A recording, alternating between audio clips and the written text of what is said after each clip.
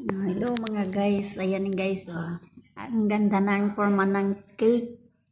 Kasi nung nakarang araw kasi gumraduate na yung alaga kong isa, military. So ayan yung cake niya, para katulad ng kanyang uniform. Cake niya guys, ayan, kanyang lobo. Ayan guys, maraming cake guys. So ewan ko kung di man mga sira, di na ilagay sa ref guys eh. So ayan pa guys.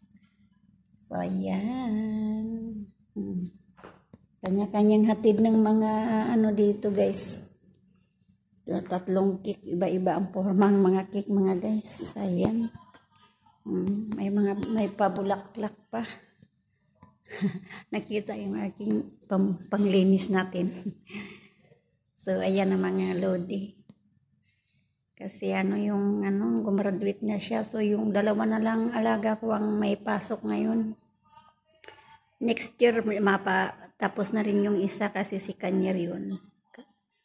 Matapos na rin yan siya. Ayan. Pareho sila military. Ayan. Para yung isa matagal pa yun. Yung pangatlo. Ayan mga guys. Ito yung area ko lagi. Araw-araw to guys. Ayan. Sige, see you later mga guys.